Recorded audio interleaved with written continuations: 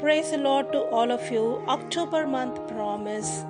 God will lift your head. Psalms 3:3. David praises by calling God as the lifter of my head. See, David, being a shepherd boy, he names God through different names and he just praises God. The one of beautiful name is the lifter of my head. He recollects the incident that took place in his life while he was a shepherd.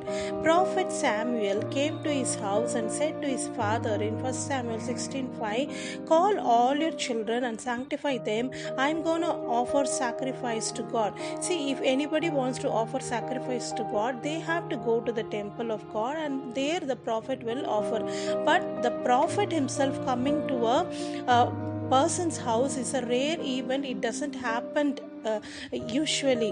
But this great prophet of God Samuel came to Jesse, the father of David, and said, call all your children.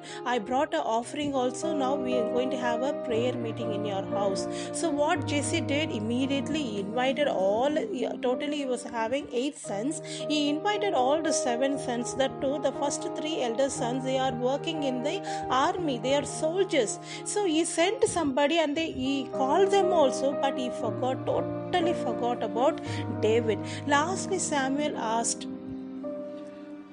when Samuel asked Jesse, have you called all your sons? Then only Jesse realized, no, I forgot to call a boy. He is the last child, but he's just a shepherd boy. But okay. So then when Samuel insisted to call him, then he sent a person to bring him back. So child of God, same way in your own house, you would have been insulted, humiliated, avoided by your own parents, brothers, sisters, in-laws, spouse, children, etc. Among your relatives, they would have humiliated you, they would have insulted you, they wouldn't have invited you for functions, they wouldn't ask your opinion, they won't give you any respect to you, they would have insulted you, no? But do not fear at all. They would have forgotten, but God is a good God. He won't forget you. He is going to anoint your head in front of them, in front of the parents, in front of your relatives, in front of your brothers and sisters. God is going to anoint your head. God is going to bless you with all the blessings. The anointing is the kingship anointing.